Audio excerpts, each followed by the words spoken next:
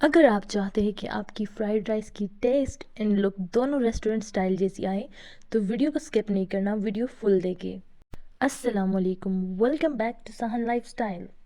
آج میں آپ لوگوں کے ساتھ شیئر کروں گی چائنیز اسپیشل ڈشز میں سے ایک ڈش جو کہ ہے فرائیڈ رائس۔ عموماً فرائیڈ رائس تو ہر کوئی بناتا ہے، لیکن اس میں کچھ ایسی غلطیاں کر دیتا ہے جس سے اس کا ٹیسٹ اینڈ لک دونوں خراب ہو جاتے ہیں۔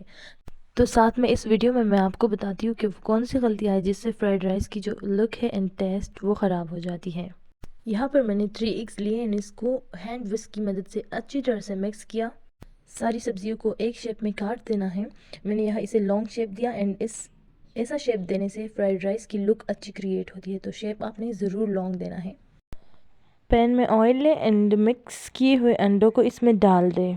چمچہ چلاتے رہنا ہے اینڈ جیسے ہی ہمیں لگے کہ انڈے پکنے لگے تو اسے چمچے کی مدد سے پیسز میں کٹ کر دینا، اسے الگ الگ کر دینا ہے۔ تو یہاں پر انڈے ریڈی ہو گئے ہیں اینڈ اسے ہم رکھ دیں گے سائڈ پر۔ اچھا، یہاں پر میں نے پانی ابالنے کے لیے رکھ دیا تھا، تو پانی میں جیسے ابالا جائے تو چاول ڈال دیں اینڈ ساتھ میں سرکہ، نمک اور تھوڑا سا تیل ڈال دیں۔ سرکہ ڈالنے سے ہمارے چاول ٹوٹیں گے نہیں اور یہ جو آپس میں چپکیں گے نہیں، ہمارے جو چاول ہے وہ دانے دار ہوں گے۔ اس کے بعد ہمیں اب بنانا ہے مسالہ، یعنی کہ جو ساری سبزیاں ہیں اور چکن اسے فرائی کرنا ہے۔ پہلے ہمیں تیل میں جو گارلک پیسٹ ہے وہ ڈالنا ہے اینڈ جیسے اس کا کلر تھوڑا سا گولڈن ہو جائے تب اس میں ہم ایڈ کر دیں گے بون لیس چکن۔ پیاز کی جگہ اگر لہسن ایڈ کیا جائے تو زیادہ بہتر ہے، کیونکہ لہسن کی وجہ سے اس کا ٹیسٹ بہت زیادہ اچھا آتا ہے۔ اس کے بعد ہمیں اسے تھوڑے ٹائم کے لیے چھوڑ دینا چاہیے۔ 2 منٹس کے بعد یہ ہمارے چکن پیسز اچھی طرح سے فرائی ہو جائیں گے اینڈ اس کا کلر اس طرح گولڈن ہو جائے گا، تب اب ہم اس میں ایڈ کر دیں گے گاجریں۔ جو سارے ویجیٹیبلز ہیں ان کو زیادہ نہیں فرائی کرنا، بس تھوڑا تھوڑا سا فرائی کرنا ہے، تو ہلکا چمچہ چلاتے رہنا ہے اینڈ اسے مکس کرنا ہے۔ تو یہاں پر ہمارے جو گاجریں ہیں وہ بھی فرائی ہو گئے ہیں۔ اب اس میں ہم ڈال دیں گے بند گوبھی۔ تھوڑے ٹائم کے لیے یہ بھی آئل میں فرائی کرنا ہے، تقریباً 1 منٹ دینا ہے اینڈ پھر اس کے بعد ہم اس میں ایڈ کر دیں گے شملہ مرچ۔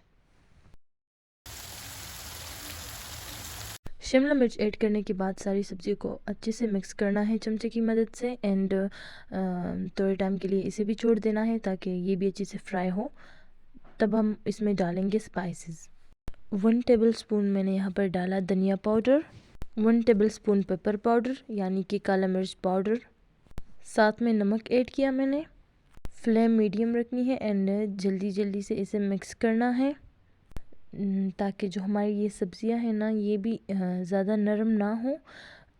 اس کے بعد یہاں پر آپ نے ایڈ کرنا ہے 1 ٹیبل اسپون سرکہ and 1 table spoon chilli sauce, اور ساتھ میں اسے اچھے سے مکس کر دینا ہے۔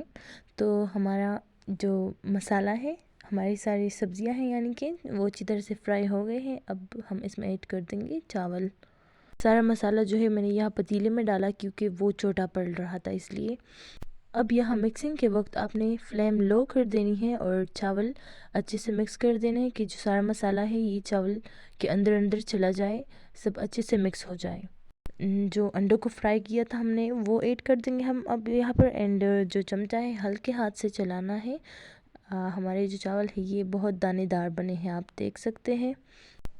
سب چیزیں اچھے سے مکس ہو گئی ہیں، تو یہاں پر ہم پھر سے ایڈ کر دیں گے سویا سوس اینڈ ساتھ میں جو ہے پیپر پاؤڈر یہ ڈال دیں گے ہم چاولوں پر۔ ساتھ میں ہم اب ایڈ کر دیں گے اس پر اسپرنگ آنینز یعنی کہ ہرے پیاز، جس کو میں نے چھوٹے چھوٹے پیسز میں کٹ کیا ہے۔ اس سے اس کا جو ٹیسٹ ہے کافی اچھا بنتا ہے، تو ساتھ میں یہ ایڈ کر دیں گے اینڈ اچھے سے اسے بھی مکس کر دینا ہے۔ چولہا بند کر دیں گے نا، اب ہم اسے دم پہ رکھ دیں گے۔ تو یہ دیکھیں 5 منٹ دم پہ رکھنے کے بعد ہمارے جو فرائیڈ رائس ہے بالکل ریڈی ہے۔ آپ دیکھ سکتے ہیں اس کا لک کافی اچھا آ رہا ہے اینڈ اس کا ٹیسٹ پوچھے مت، بہت زیادہ اچھا تھا۔